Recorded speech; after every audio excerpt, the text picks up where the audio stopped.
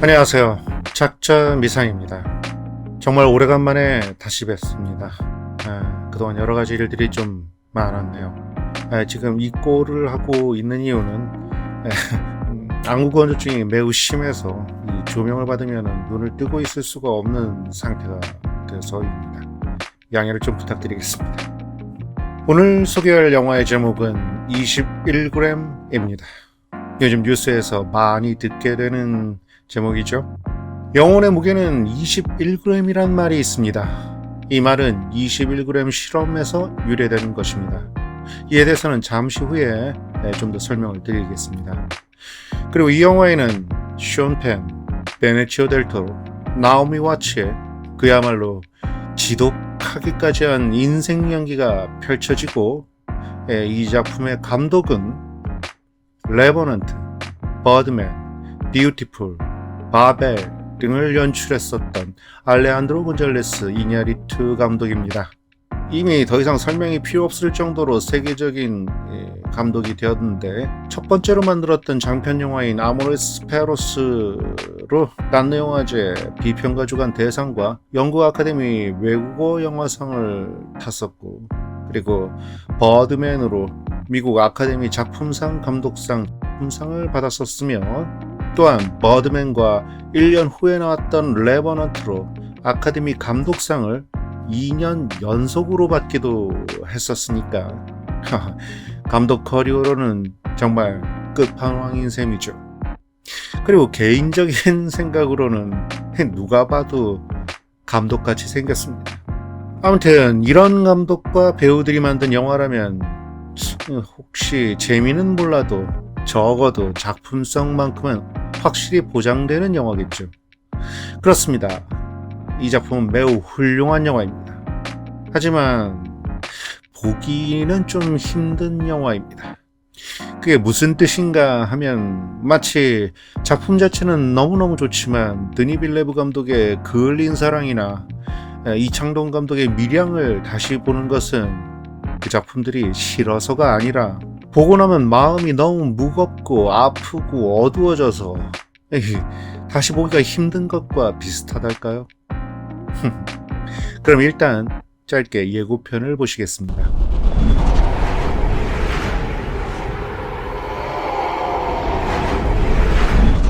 영혼의 무게는 21g이라는 말이 있습니다. 이 말은 21g 실험에서 유래되는 것이죠. 이 실험은 던컨 맥두걸이란 미국의 의사가 1901년에 실행하고 1907년에서야 발표했었던 그런 실험입니다.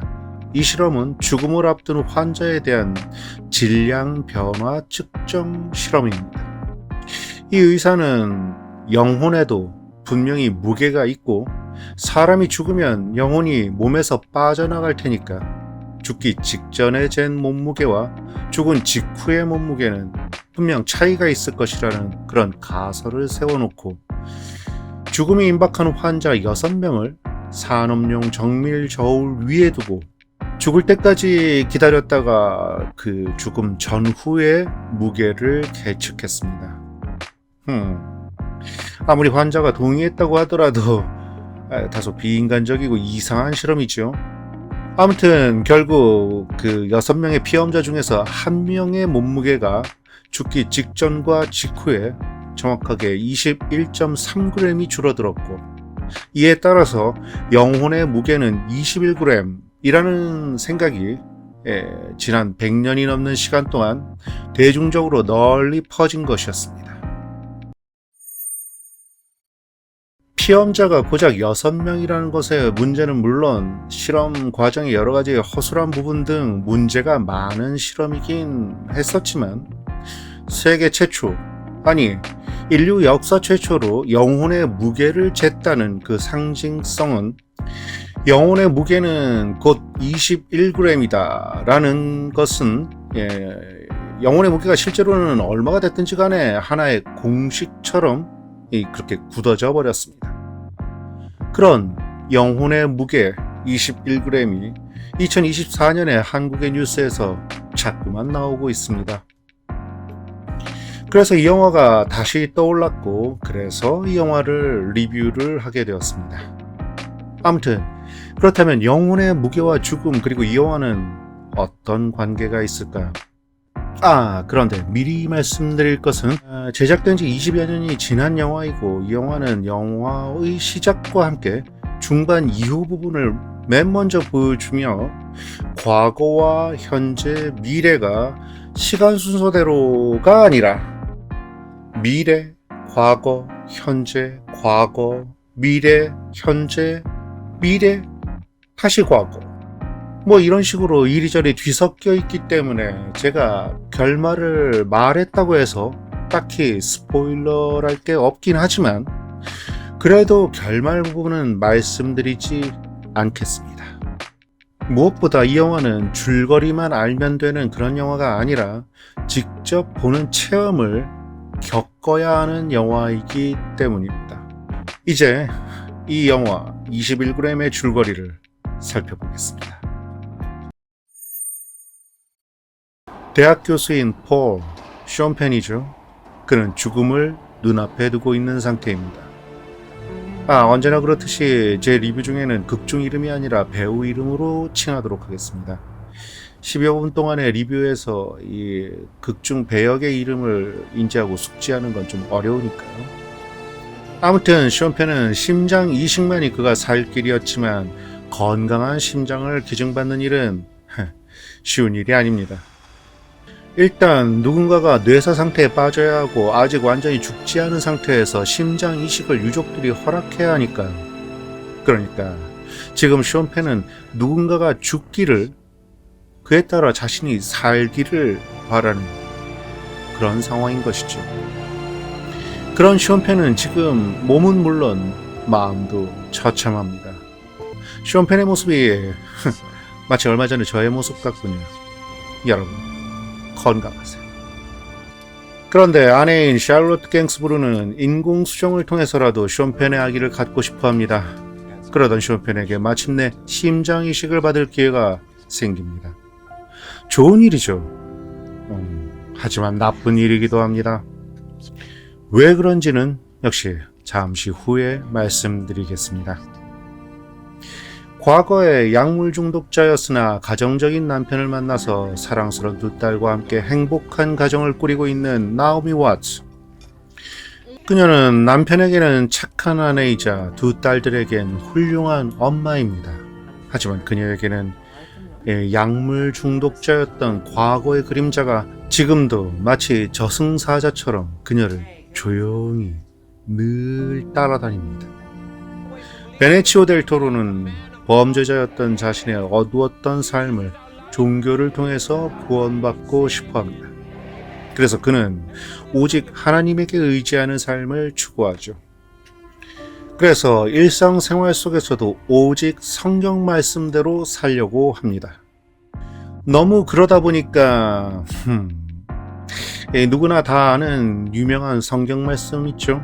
마태복음 5장에 있는 말씀인데 악한 자를 대적하지 말라.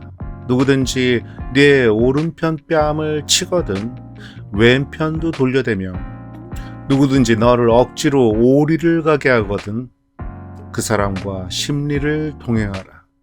라는 성경 말씀도 그 말씀 그대로 아이들에게 가르칩니다. 식사 중에 오빠가 동생의 왼팔을 때리자 동생 보고 오른팔도 내밀고 오빠 보고는 그런 동생의 오른팔도 마저 때리라고 합니다. 결국 동생은 울고 베네치오는 내 집에서 폭력은 안 된다 라면서 아들을 때립니다. 폭력은 안 된다면서 폭력을 행하다니요. 정말 어이없는 상황이죠. 폭력은 누구도 안 되는 것이며 꽃으로도 안 되는 것입니다. 그리고 이런 것이 대표적으로 성경을 잘못 읽고 적용하는 경우입니다. 가령 이 말씀에서 누구든지 너로 억지로 오리를 가게 하거든 그 사람과 심리를 동행하라 라는 성경 말씀에서 일단 누구든지로 표기된 억지로 일을 시키는 사람은 로마인이고 억지로 일을 하게 되는 사람은 유대인이며 여기서 오리와 심리는 대략 2kg, 4kg 정도입니다. 당시에 로마법에서 로마 병사는 자신의 무거운 짐을 유대인에게 들게 하고 나를 따라와라 라고 강제로 일을 시킬 수 있었다고 합니다. 하지만 그 한계는 오리, 즉 1.96km까지였다고 하죠. 그런데 만약 심리를 가게 한다면 그 로마 병사는 로마법을 어긴 것이 되어서 처벌을 받을 수도 있었습니다. 따라서 성경에서 누군가가 너에게 억지로 오리를 가자고 하면 넌 심리를 가라 라는 말의 뜻은 부당한 대우에 대해서 그냥 바보처럼 굴복하라는 말이 아닙니다. 부당한 대우에 대해서 법을 이용해서 정당하게 승리하라는 말이죠.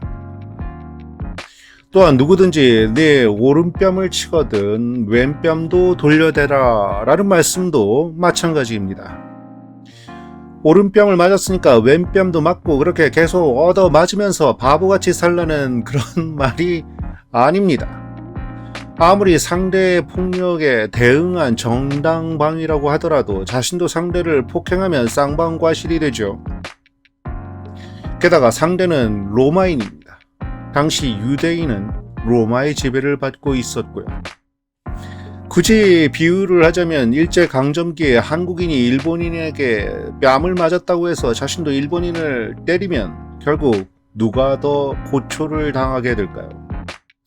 결국 이 말은 부당한 폭력에 폭력으로 맞서서 고초를 겪지 말고 무력을 넘어선 법의 보호 안에서 지혜롭게 당당히 맞서라는 말로 해석하면 옳다고 그렇게 저는 생각합니다.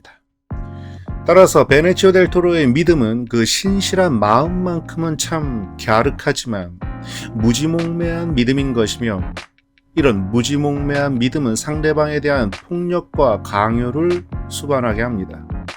왜냐하면 그 믿음이 부정되면 자기 자신의 존재와 자신이 그 믿음에 헌신했던 인생 자체가 부정되어지는 것으로 여겨지니까요.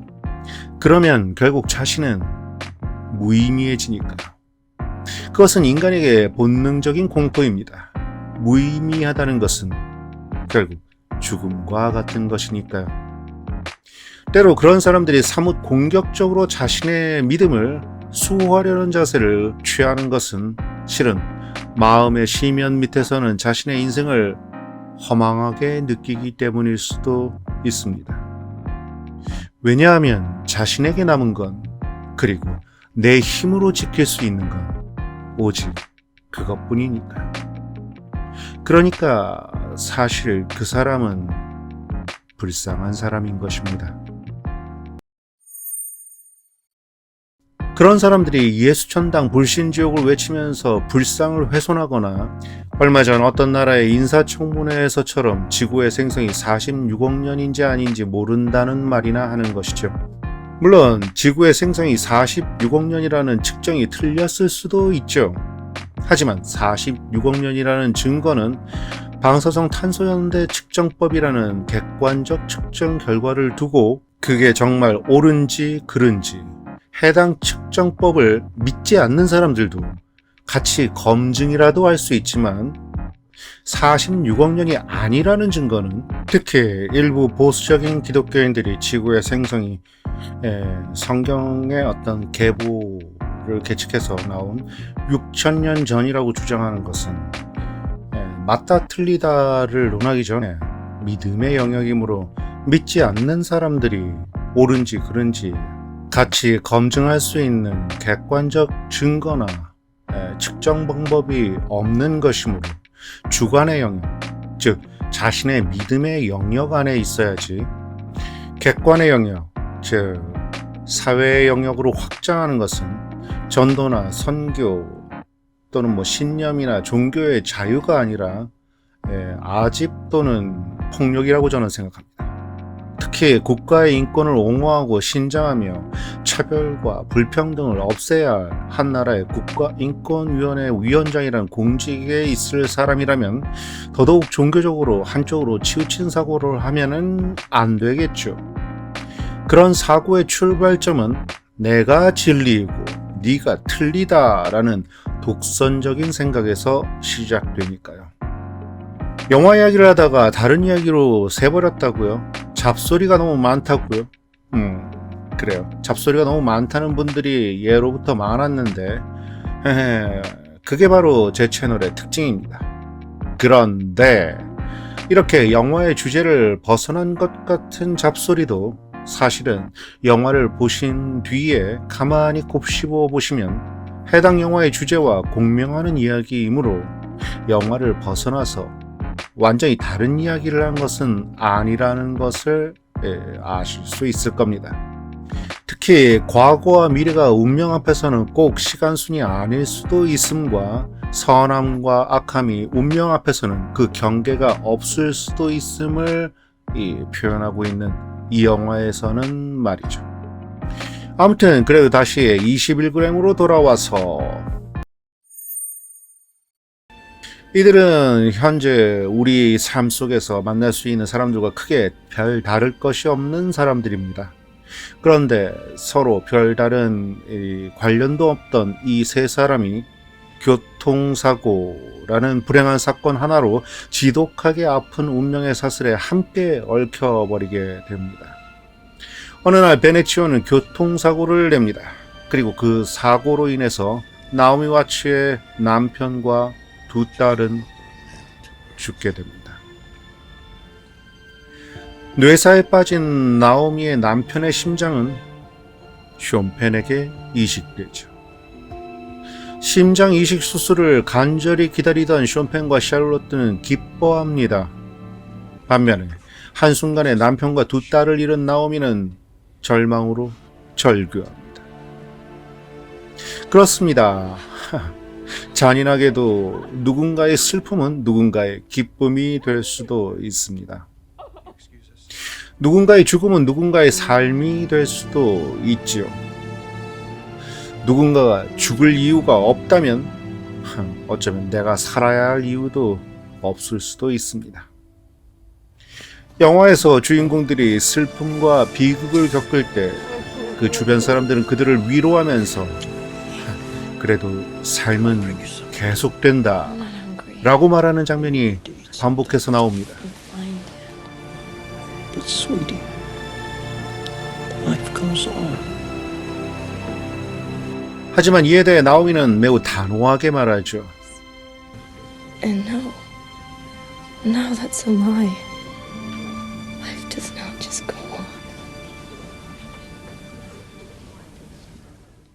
그렇습니다. 어쩌면 당신에게 누군가 괜찮아, 모두 다 잘 될 거야 라고 위로한다면 우리는 알아야 합니다.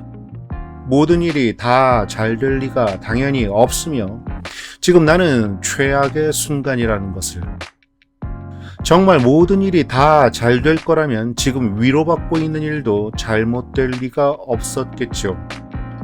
그리고 지금 위로받고 있음이 내가 진짜 잘못되었음을 방증한다는 것을, 그리고 앞으로 모든 일이 잘 될 거라는 근거 없는 말을 믿으려면 나 자신이 현재 이렇게 잘못된 근거부터 증명할 수 있어야 할 텐데, 그 증명은 대개 매우 주관적이고 두서없으며 당위성도 빈약해서 딱히 근거라고 내세울 만하지 못한 경우가 많습니다.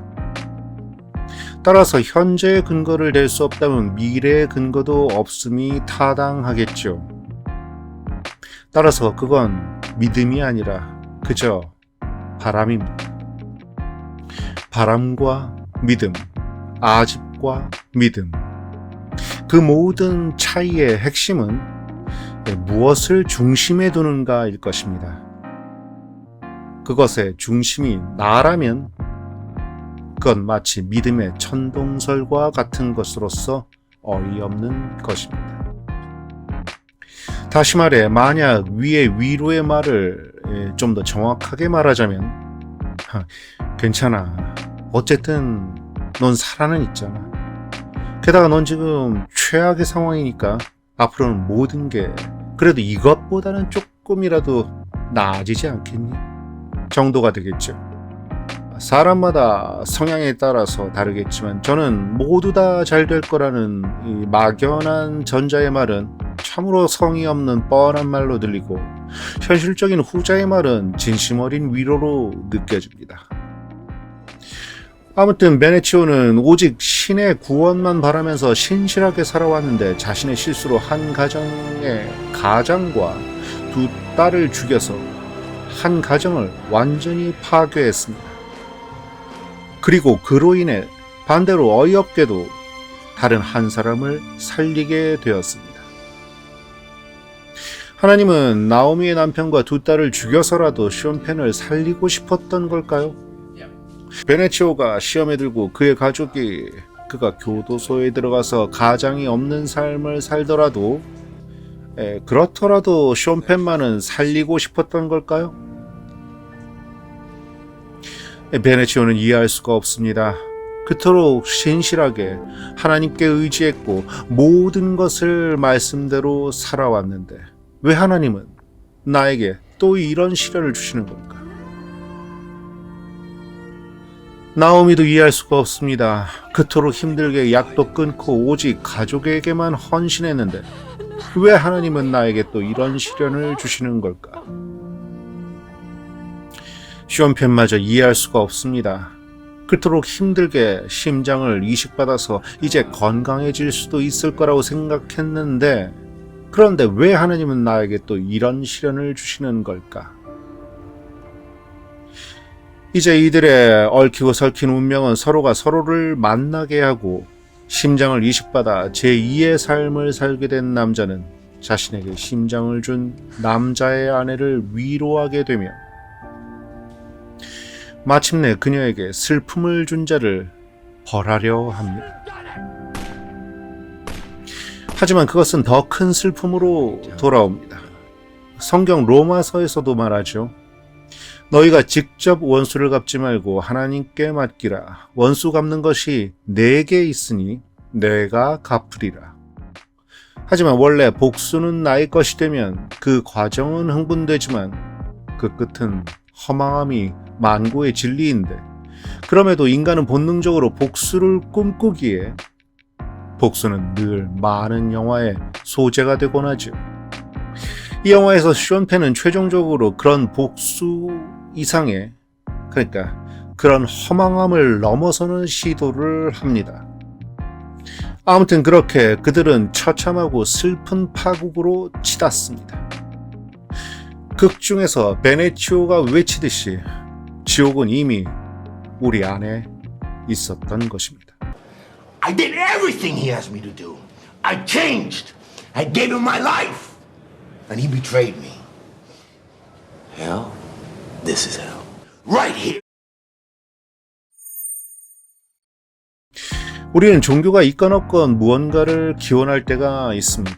그 대상이 하나님이건 부처님이건 조상님이건 다른 어떤 절대적 존재이거나 그도 아니면 그저 자연 그 자체일지라도 아무튼 미약한 능력을 가진 인간인 내 자신보다 더 큰 능력을 가진 무언가에게 기댈 때가 있습니다.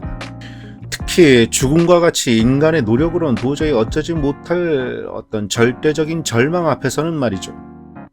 저는 평소에 일부 기독교인들의 아주 요란스럽고 시끄러운 기도를 비웃던 분이 자신의 아이가 암으로 죽음이 눈앞에 다다르자 기도원에 가서 금식 기도를 하면서 누구보다 큰 목소리와 피, 땀, 눈물로 하나님을 부르짖는 것을 본 적이 있습니다. 하지만 그것은 가벼이 비웃을 듯이 말할 것이 아닙니다. 내가 죽어서라도 내 아이만은 살려달라는 그 어머니의 외침은 진실을 의심할 수 없는 절규였으니까요. 지푸라기라도 잡고 싶은 그 마음을 어찌 비웃을 수 있겠습니까? 그런데 만약 자신의 간절한 기원이 이루어지지 않았을 때는 우리는 결국 그 절대적 대상에 대한 믿음을 부정하거나 때론 저주하게도 됩니다. 이 영화에서 베네치오처럼 또는 밀양의 전도연처럼 하지만 만약 하나님의 입장은 제가 감히 모르겠고 이 지구나 자연의 입장에서 보자면 자연의 전체적인 조화와 균형이 중요하지 인간 누구 하나의 개별적이고 독단적인 행복이 중요한 것은 아닐 것입니다. 우주와 자연의 운명이 특정인을 중심으로 돌고 있다는 생각은 좀 전에도 말씀드렸듯이 인간 중심의 천동설 같은 생각이죠. 때로는 5월의 따스한 햇살과 달콤한 바람을 위해서 누군가의 피해와 고통이 있어야 하는 그런 잔인한 자연의 이치가 있을 수도 있습니다. 마치 동물의 왕국에서 잡혀서 먹히는 동물과 잡아먹는 동물이 얽히고 설키면서 자연의 밸런스를 유지하듯이 말입니다. 만약 잡아먹히는 동물이 불쌍하다고 해서 먹이사슬을 인위적으로 통제하기 시작하면 그 생태계가 교란되듯이 결국 이 영화는 믿음을 버리는 베네치오와 믿음에 의지하는 베네치오, 마약에 의지하는 나오미와 마약 없이도 행복한 나오미, 새 심장이 필요하지만 심장이 죽어갈 때가 오히려 더 평안했을 수도 있는 션. 그렇게 과거의 상처를 가진 사람들이 그 과거로부터 벗어나려고 애쓰지만 과거와 미래가 순방향으로도 역방향으로도 마치 휘몰아치는 운명의 강물처럼 흐르면서 결국 과거의 자신과 미래의 자신이 서로 충돌해서 만들어내는 아이러니로 가득한 현재의 인간의 운명. 바로 지금 그 찰나의 현재에 대해서 말하고 있습니다. 그리고 영화 속에서 쇼펜은 이런 독백을 합니다. 여러분도 한번 같이 생각해 보시기 바랍니다. 우리는 몇 번의 삶을 사는 걸까? 우리는 몇 번이나 죽는 걸까? 사람이 죽는 순간에 21g이 줄어든다고 한다. 누구나 다. 21g이란 건 얼만큼일까? 얼마나 잃게 되는 걸까? 우리는 언제 21g을 잃는 걸까? 얼마나 많은 게 포함될까? 얻는 건 또 얼만큼일까? 21g, 5센트 동전 5개의 무게, 벌새 1마리의 무게, 초콜릿바 하나, 21g의 무게는 얼만큼일까? 여러분의 영혼의 무게는 어느 정도라고 생각하시나요? 아니, 영혼의 존재 자체부터 믿으시나요? 저요? 네, 저는 믿습니다. 저처럼 유체 이탈을 수십 번 했던 경험이 있게 되면 영혼의 존재를 자연스럽게 믿게 되고, 우리의 몸이 컴퓨터의 본체라면 영혼은 그 본체에 잠시 설치된 소프트웨어 같은 것이라고 생각하게 되기 때문입니다. 따라서 영혼의 무게는 없을 겁니다. 이 영화의 IMDb 평점은 7.6, 로튼 토마토는 81%입니다. 지금 서비스 중인 곳은 왓챠, 유튜브, 애플 TV, 네이버 시리즈원, U 플러스 모바일, 그리고 웨이브, 지니 TV 등등등 아주 매우 많은 곳에서 서비스 중입니다. 이 영화의 장점은 인생과 운명에 대해서 깊이 생각해 볼 기회를 준다는 점이고, 모든 배우들의 연기가 정말 징글징글 맞도록 아주 지독할 정도로 너무너무 좋다는 점입니다. 이런 연기를 배우들에게서 뽑아낼 수 있는 이냐리투 감독이 정말 대단합니다. 이 영화의 단점은 반복해서 말씀드리지만 필요 이상이라고 저는 생각하는데, 필요 이상 시간이 뒤섞인 편집일 것입니다. 물론 아까도 말씀드렸다시피 감독이 왜 그랬는지는 충분히 이해가 갑니다. 과거의 상처를 가진 사람들이 그 과거로부터 벗어나려 애쓰지만 과거와 미래가 순방향으로도 역방향으로도 운명의 강물처럼 휘몰아치고 흐르면서 결국 과거의 자신과 미래의 자신이 서로 충돌하는 아이러니로 가득한 인간의 운명을 그러려면 과거와 미래가 이 충돌한 결과로 현재가 존재하는 것과 같은 그런 효과를 주기 위해서는 이런 편집이 정말 필요했다고 생각하며 다소 혼란스러운 이런 편집이 그저 감독이 재능의 과시나 장난으로 한 것은 결코 아니라고 생각합니다. 하지만 굳이 또 뭘 또 이렇게까지 쉽게 다소 과하게 느껴진 부분이 있는 것도 사실입니다. 물론 처음 봤을 때의 느낌입니다. 2004년에 한국 개봉 시에 영화관에서 이 영화를 봤었던 기억이 아직도 어제같이 납니다. 그때 제가 좀 피곤했었거든요. 그런데 이 작품에 나왔던 나오미 와츠가 나오고 이 작품과 동일하게 자동차 사고도 나와서였을까요? 제가 처음 볼 때에는 데이비드 린치 감독의 멀랜드 드라이브의 이 장면들과 제 머릿속에서 교차 편집이 되면서 숙취 상태처럼 어지러웠었던 걸로 기억됩니다. 하지만 두 번째, 세 번째 보면서는 감독의 의도가 정말 탁월했다는 것을 깨달을 수 있었죠. 하지만 한 영화를 그렇게까지 여러 번 볼 사람이 몇 명이나 될까요? 물론 제가 좀 아둔해서 첫 번째 봐서 알 수 있는 게 아니라 두 번, 세 번 봐야 이해했던 것일 수도 있습니다. 그럴 확률이 제일 높죠. 아무튼 만약 여러분이 약간 피곤하시거나 졸린 상태로 이 영화를 보신다면 잠깐, 내가 리모컨에 뭘 잘못 눌러가지고 몇 분 전으로 돌아간 건가? 아니야. 내가 잠깐 졸아가지고 영화의 앞, 뒤가 지금 헷갈리는 건가? 뭐 이러실 수도 있습니다. 하지만 그럼에도 불구하고 결론적으로 이 영화는 매우 뛰어난 영화, 진지하게 볼만한 영화, 놓치면 절대 안 될 작품이면은 정말 틀림없습니다. 이상 21g의 리뷰였습니다. 이제 개인적인 잡소리를 조금만 더 하겠습니다. 리뷰를 좀 자주 하라는 분들이 있으신데 정말 죄송하게 생각하고 있습니다. 안타깝게도 일단 제가 자주 많이 아프거니와 이 채널이 생긴 지 이제 만 5년째인데 채널의 수익은 한 달에 평균 5만 원도 안 됩니다. 그걸 수익이라고 말할 수가 없겠죠.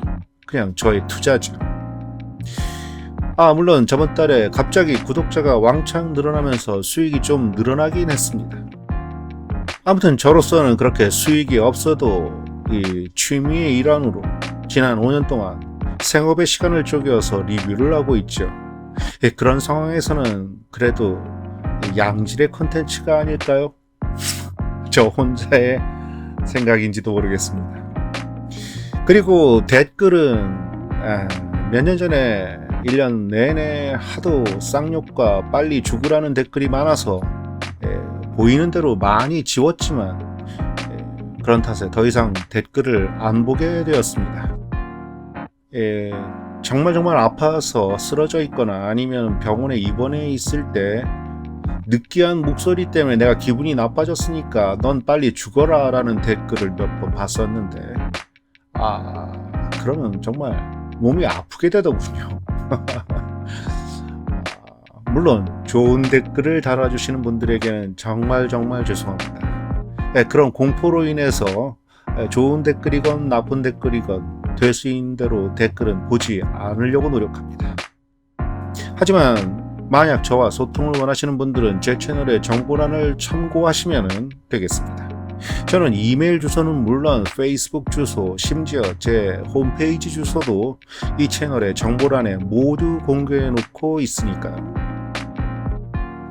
아무튼 여러 가지로 죄송하고 양해를 부탁드리겠습니다. 작자 미상 구독자 여러분들은 몸도 마음도 영혼도 건강하시고요. 기왕이면 이 통장까지도 건강하게 풍성해지시기를 기원합니다. 적어도 21g보다는 훨씬 더 어느 정도가 좋을까요? 그램이 나왔으니까 대충 이번엔 21kg 정도? 골드바 21kg? 얼마죠 그게? 골드바 1kg에 요즘 대충 1억 원 정도 넘지 않나요? 그러면은 많네요. 하지만 꿈이라면 좀 크게라도 꾸죠 뭐. 돈 드는 일도 아닌데. 이상 잡소리 너무 많은 작자 미상이었습니다.